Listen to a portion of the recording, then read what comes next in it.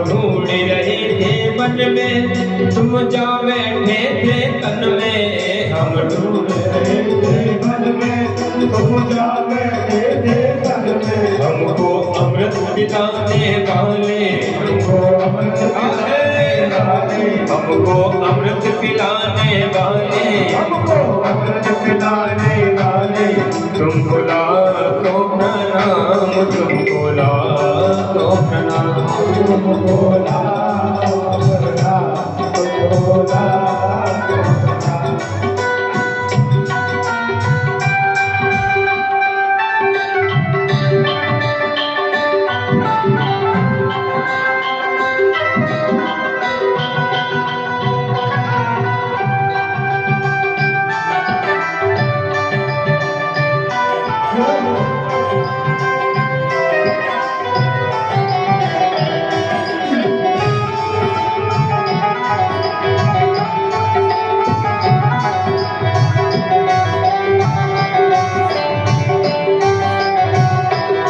हम पार तेरा क्या पावे, बस शीश झुका नहीं पावे। हम पार तेरा क्या पावे, बस शीश झुका के आवे। हम पार तेरा क्या पावे, बस शीश झुका यही पावे। हम पार तेरा क्या पावे, बस शीश झुका के आवे। हर की काम लाने वाले,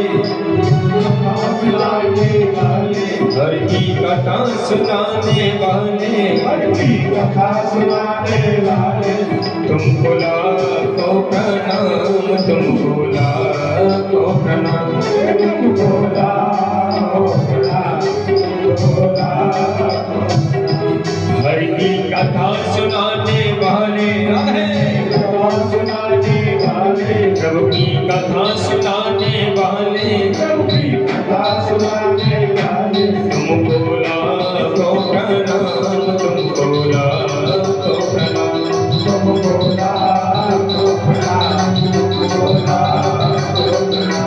तुमको लाखों प्रणाम, तुमको लाखों प्रणाम, तुमको लाखों प्रणाम, तुमको लाखों प्रणाम, तुमको तुमको लाखों प्रणाम, तुमको लाखों प्रणाम, तुमको लाखों प्रणाम, तुमको लाखों प्रणाम, तुमको लाखों प्रणाम, तुमको लाखों प्रणाम।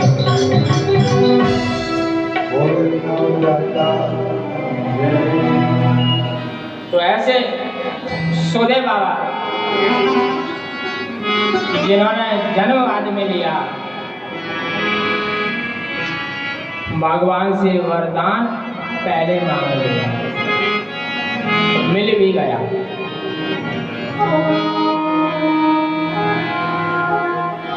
क्योंकि जो भी जीव संसार में आता है, कोई भी हो,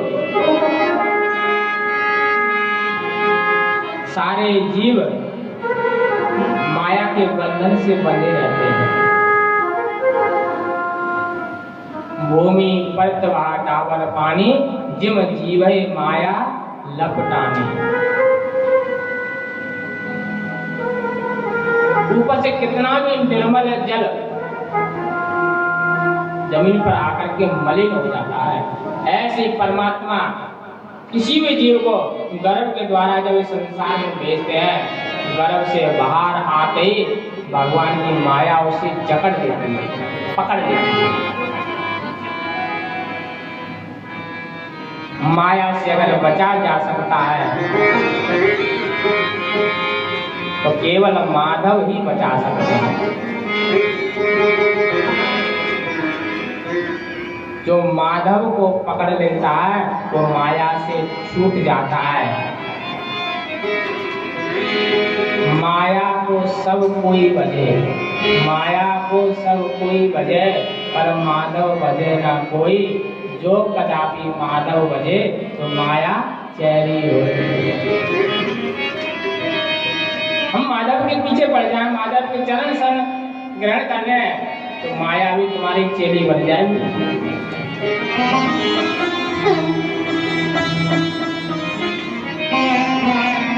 केवल माधव, केवल नारायण है ये माया के बंधन से हमें मुक्ति दिला सकते हैं।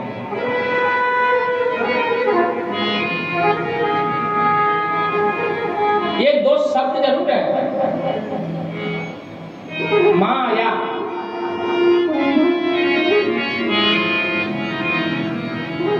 इन दो शब्दों से ही, दो अक्षरों से संसार चल रहा है। अगर माया ना होती तो नारायण बेरोजगार हो जाते हैं, काम धंधा ही नहीं था उनके पास। माया ही सब कुछ करा है।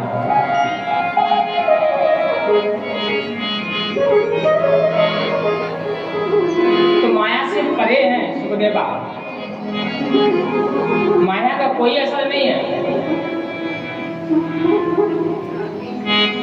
जन्म लेते ही नग्न अवस्था में चले गए, सीधे माता पिता को प्रणाम भी नहीं किया, सीधे चले गए। पीछे से पिताजी बेटा बेटा बेटा बेटा, नहीं सुना। जब सुखदेव बाबा नग्न अवस्था में सीधे चले गए, सरोवर में कुछ स्त्रियां स्नान कर रही थी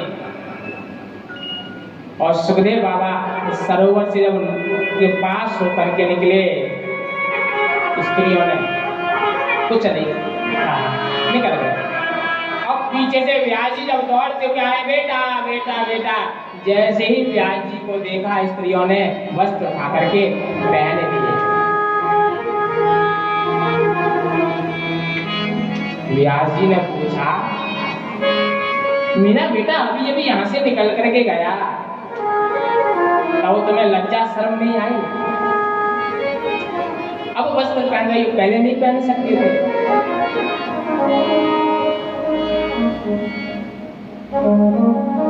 साधु कहते हैं, सूत जी कहते हैं, ऋषियों, उन स्त्रियों ने उत्तर दिया, बाबा तुम्हारी नजर में स्त्री पुरुष का भेद है और सुखदेव की नजर में स्त्री पुरुष का कोई भेद ही नहीं है।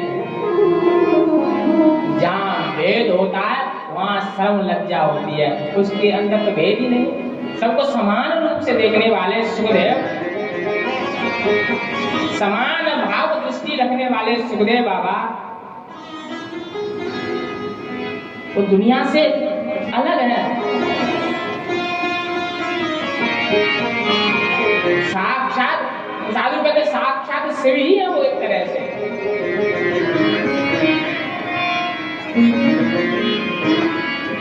ऐसे सुखदेव बाबा, उनका ध्यान किया सूत जी ने, और सूत जी ध्यान करके कहते हैं, ऋषियों तुमने जो पहला प्रश्न किया कि प्राणी मात्र का परम धर्म क्या है, तो पहला प्रश्न था उन 6 प्रश्नों में से।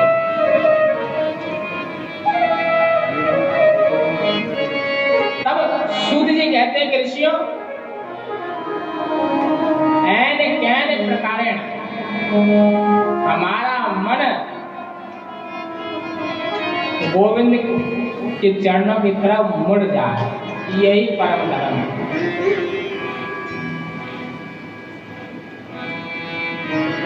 कोई कामना लेकर के जब हम पूजन करते हैं, भक्ति करते हैं, कथा सुनते हैं, अनुष्ठान कराते हैं, तो वह परम धर्म नहीं है। परम धर्म है निष्काम भक्ति।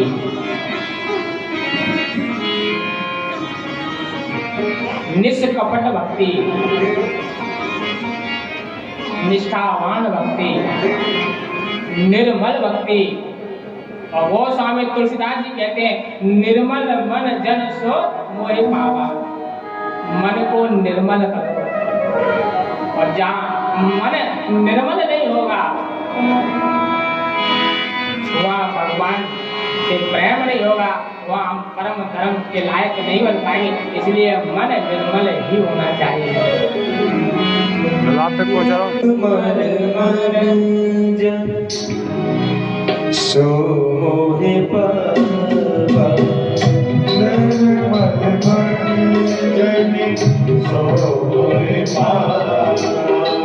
निर्मल बन जाने सो मोहि पावा निर्मल बन जाने सो मोहि पावा मोहि कपटी छल छिद्र न भावा मोहि कपटी छल छिद्र न भावा मोहि कपटी छल छिद्र न भावा मोहि कपटी छल छिद्र न भावा निर्मल बनि जनि सो मोहि पावा निर्मल बनि जनि सो मोहि पावा। पहले साथ मन निर्मल होना चाहिए, निष्काम होना चाहिए, और निष्काम भक्ति परम धर्म है। धर्म ये नहीं है अनेक देवी देवता पूजते रहो, अनेक देवताओं को पूज्य भावना। जहाँ किसी ने कह दिया कि वहां चले जाओ तुम्हारी बीमारी दूर हो जाएगी, वहां दौड़े दौड़े चले गए। एक ही मंदिर में 50 देवता कैद करके रख दिए। ये धर्म नहीं है, ये दिखावा। इष्ट एक होना चाहिए। मैं अपनी स्वयं की बता रहा हूँ, आप ये ना सोचें कि मंदिर को देख करके ऐसा बोल रहे हैं।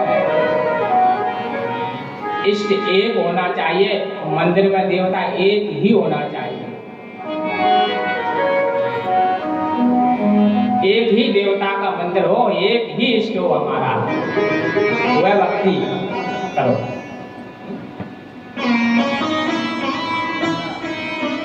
कलयुग है, थोड़ा जादू टोना सीख लिया देवता बन जाते हैं, कुछ नहीं लगते। ऐसे भूत रूपी देवताओं के पीछे ना भागो, नकल बिल्कुल भी ना करो। इष्ट हमारा कृष्ण होना चाहिए, इष्ट हमारा राम होना चाहिए, इष्ट हमारा दुर्गा मैया होना चाहिए, पर एक होना चाहिए। एक साथ है सब सदै, और सब साथ है सब जान। लोटा भर कर के लाई कोई मैया पानी का, जल का भर कर के लाई, चलो मंदिर में चले। भोलेनाथ को चढ़ा दिया थोड़ा सा, दुर्गा मैया के चरणों में चढ़ा दिया, जाकर के राम जी के चरणों में चढ़ा दिया, चरण धो लिए, कृष्ण जी के भी चरण धो लिए। अब हनुमान जी का नंबर आया तो लोटा में जल खत्म हो गया। और भयभीत हो गई मैया, रात को सूटा लेकर के मुंडी बना हो जाते, ये देवता ऐसा ही है। तो ना घबराने की आवश्यकता नहीं है, हमारे इष्ट राम है, राम को पूज लिया तो सबको ही हमने पूज लिया। तो एक साथ है सब सदै, एक की उपासना करोगे। मना नहीं है कि आप इसको ही कृष्ण को ही पूजो, जहाँ मन शांति खोज ले, जहाँ मन पहुंच करके शांत हो जाए, उस देवता को अपना नकल बिल्कुल नहीं करनी है, क्योंकि नकल करने वाले पास तो हो जाते हैं पर कामयाब नहीं होते हैं। संसार दो छात्र थे, छात्र स्टूडेंट बड़े होनहार थे, बुद्धि थी दोनों छात्रों के अंदर, बहुत तीव्र बुद्धि, और दोनों की विशेषता थी वो एक दूसरे की नकल जरूर करते थे। होशियार होने के बावजूद भी एक दूसरे की नकल करते थे। तो जब एग्जाम हुआ, 8वीं कक्षा में आए दोनों पेपर देने के लिए, एग्जाम देने के लिए, एक के पीछे एक बैठ गए, संजोग पड़ गया, एक के पीछे एक दोनों बैठ।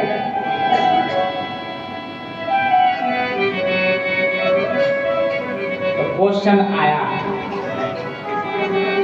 क्वेश्चन उत्तर लिखा आगे वाले ने लिख दिया, दिल्ली में कुतुब मीनार है। तो पीछे वाले नकल करी कि दिल्ली में कुतिया बीमार है, लिख दिया। आता तो उसको भी था आंसर, और उसने नकल कर ली, तो प्रश्न उत्तर सब गलत हो गया। तो नकल ना करें। नकल कर करके पास चलो हो भी जाओगे, तो जीवन की सफलता, जीवन की ऊंचाई पाने के लिए आत्मचिंतन करना होगा, स्वयं के अंदर खोजबीन करनी होती है। हम कहें कि संसार हमें सुख दे देगा, संसार में सुख है ही नहीं तो देगा कहां से संसार। जहां जो वस्तु होती है वह वस्तु वहीं मिलती है। पुस्तकालय में जाकर के तुम कहो भैया बढ़िया बढ़िया मालपुआ बना करके दे दो, तो पुस्तकालय में मालपुआ नहीं मिलते, पुस्तकालय में केवल पुस्तक ही मिलती है। विद्यालय में जाकर कहो भैया बढ़िया बढ़िया गरम गरम समोसे दे दो हमें, तो विद्यालय में समोसा नहीं मिलेंगे, विद्यालय में विद्या मिलेगी। ऐसे ही संसार का नाम है दुखालय, यहाँ जो जीव आता है दुख में ही रहता है। कोई तन दुखी, कोई मन दुखी, कोई धन बिन रहे तो दास, थोड़े थोड़े सब दुखी सुखी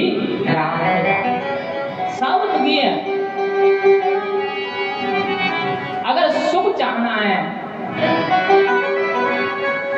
तो सुख के लिए तो केवल और केवल हमें अपने अंदर ही झांकना होगा। ये सुख मिलेगा हमारे अंदर से ही मिलेगा, क्योंकि हम परमात्मा के अंश हैं। ईश्वर अंश जीव अविनाशी, चेतन अमल सहज सुख राशि, हम उसके अंश हैं। जो आनंद में रहता है, जो परमानंद आनंद में रहता है, सबको आनंद देता है, हम उसके अंश हैं। तो हम अंदर से ही सुखी हैं। बाहर अगर सुख खोजने के लिए जाएंगे तो बाहर सुख को कुछ नहीं मिलने वाला है, हमें अंदर ही खोजबीन करनी पड़ेगी।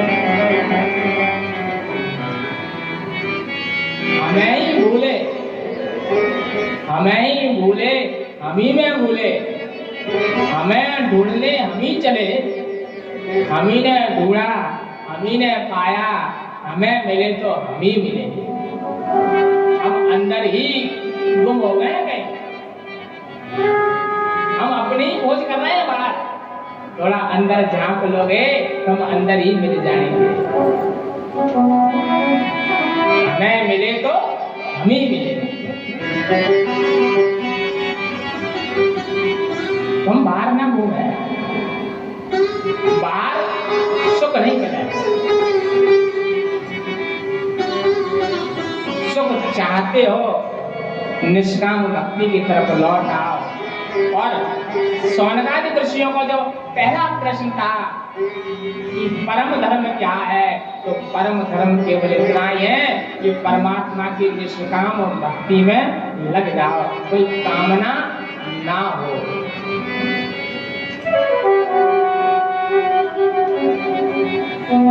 प्रश्न ये 24 अवतारों के बारे में बताया, वो आगे चलकर विस्तार से आएगा। भगवान अवतार किस लिए लेते हैं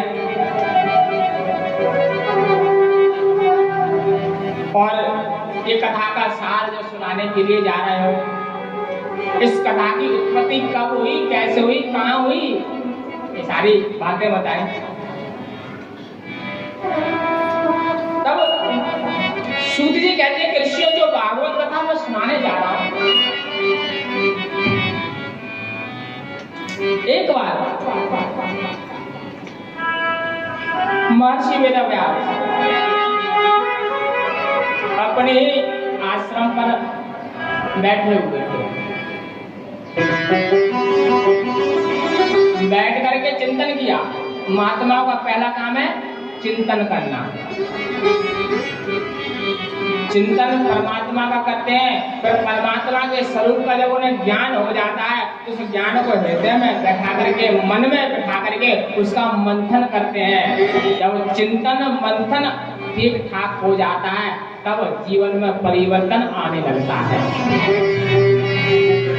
तो चिंतन किया। साधु जब साधना करता है तो समाज के कल्याण के लिए ही साधना करता है। तो आए चिंतन किया जा रहा है। महर्षि वेदव्यास जब चिंतन कर रहे हैं तो केवल समाज के लिए कर रहे हैं, संसार का भला कैसे होगा। तो चिंतन करने के बाद जब उन्होंने किया तो निष्कर्ष ये निकाला कि इनको भगवान की तरफ मोड़ना चाहिए इन जीवों को। तो एक वेद के 4 वेद कर दिए, ऋग्वेद, यजुर्वेद, सामवेद और अथर्ववेद, 4 भाग कर दिए। आप जानते हैं वेद जो कहते हैं वो होता नहीं है, जो होता है जो वेद में समझ नहीं सकते हैं आप। इनकी भाषा अलग होती है। तो महर्षि वेदव्यास ने फिर चिंतन किया और चिंतन करने के बाद निष्कर्ष निकाला कि वेद का और सरलीकरण किया जाए और सरल बनाया जाए। तो पंचम वेद महाभारत की रचना की। मन शांत नहीं हुआ, 17 प्राण बनाए, मन शांत नहीं हुआ।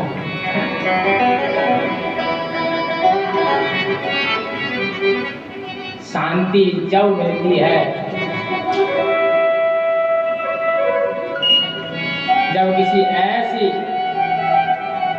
रचना हो जाए जिस रचना के दर्शन करने मात्र से पाप ताप संताप दूर हो जाए, ऐसी कोई रचना में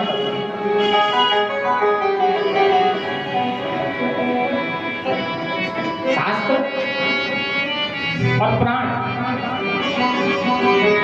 सूत्र भी कहते हैं 17 प्राण बना लिए, 18वां प्राण का विचार कर रहे हैं।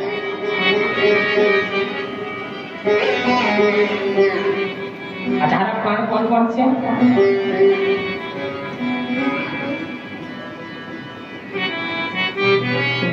मद्वय मद्वय जैव वृत्य व चतुष्काम अनापलिंगम पुष्कानी पुराणानी विभागशः। एक ही श्लोक में 18 प्राणों के नाम। भा शब्द से 2 प्राण हैं, भागवत प्राण और भविष्य प्राण। मां शब्द से 2 प्राण हैं, मत्स्य प्राण और मार्कंडेय प्राण।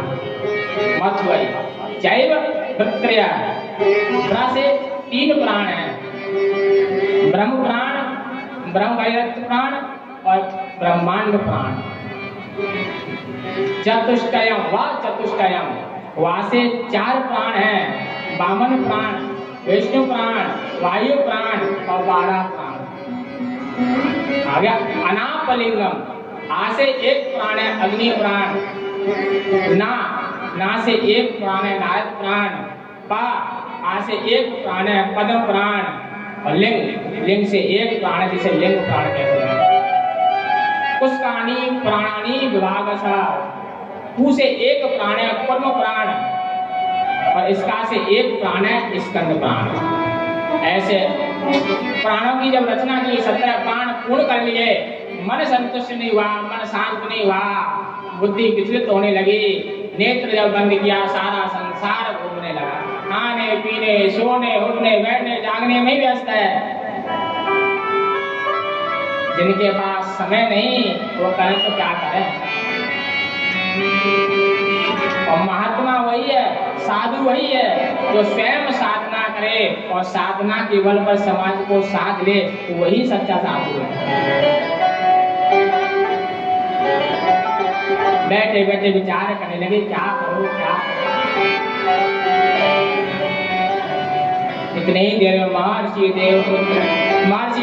श्री नारद हाथ में वीणा लेकर के जो वीणा लेकर के नाम संकीर्तन गुणगान करते हैं, नारद बाबा नारायण नारायण जाप करते हैं, नाम संकीर्तन करते हैं, और नाम संकीर्तन से बुद्धि अपने आप चलने लगती है।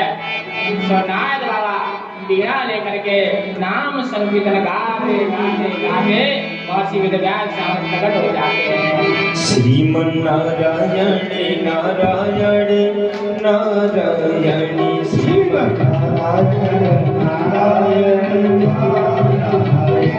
श्रीमन्नारायण नारायण नारायण श्रीमन्नारायण नारायण नारायण भजमन्नारायण नारायण नारायण नारायण नारायण नारायण हे भजमन्नारायण नारायण नारायण भजमन्नारायण नारायण नारायण श्रीमन्नारायण नारायण नारायण श्रीमन्नारायण नारायण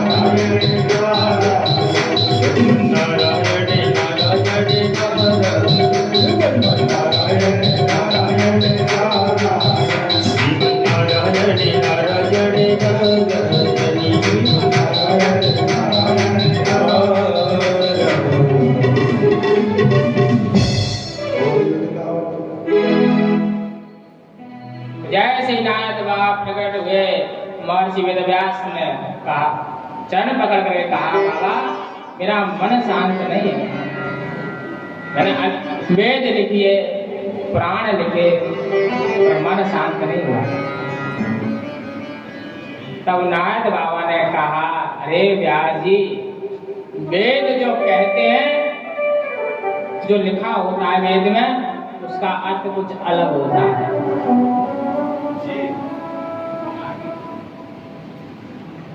वेदों की भाषा गूढ़ होती है।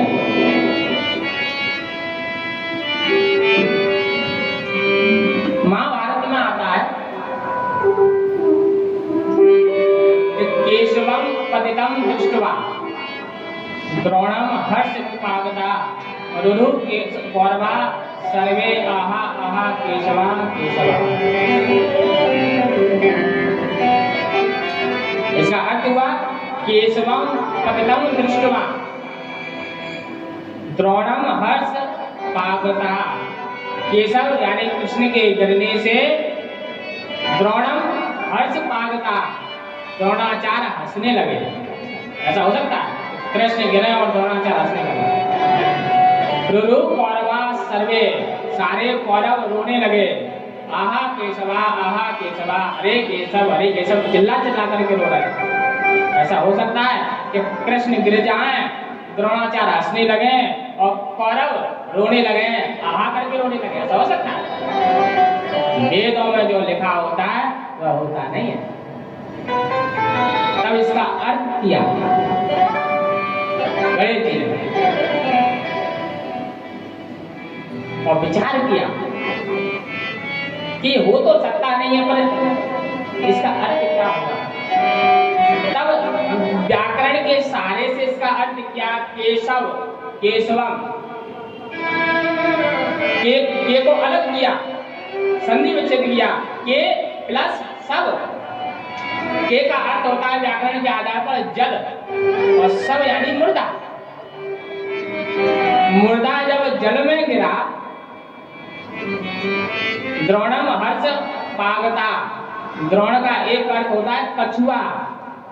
और जैसे ही मुर्दा जल में गिरा, कछुआ प्रसन्न हो गया, तो कई दिन के लिए भोजन हमें मिल गया। रुरु कौरवा सर्वे, यहाँ कौरव का अर्थ है कौआ। कौआ वृक्ष में बैठे थे और कौआ चिल्लाने लगे, आहा केशवा, अरे मुर्दा, तू अगर जमीन में गिरता तो हमारा भोजन बन जाता। तो वेदों में लिखा जो होता है वो बुद्धि चकरा देता है।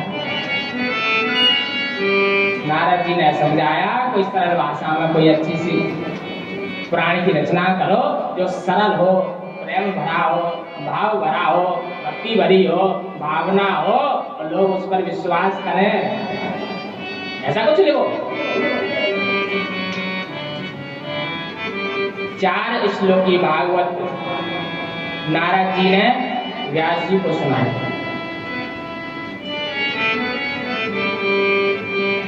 4 श्लोकी भागवत के आधार पर ही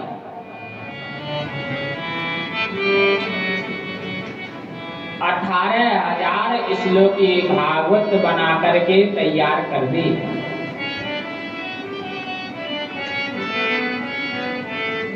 12 स्कंद, 335 अध्याय, 18,000 श्लोक। अब बाबा बेटा व्यास तो बूढ़े हो गए, कोई पुस्तक लिख जाए तो उसका प्रचार प्रसार भी होना चाहिए। अब प्रचार कौन करेगा? तब याद आई सुखदेव बाबा की। बड़े याद आए कि ये भागवत का प्रचार प्रसार कोई कर सकता है तो सुखदेव ही कर सकते हैं। और सुखदेव बाबा व्रत हैं, परिवार से नहीं जुड़े हो, व्रत हैं।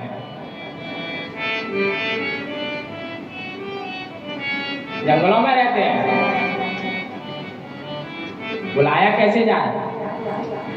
सो महर्षि वेदव्यास ने एक आध श्लोक अपने शिष्यों को पढ़ा करके कहा, इन श्लोकों का गायन करना जंगल में जाकर के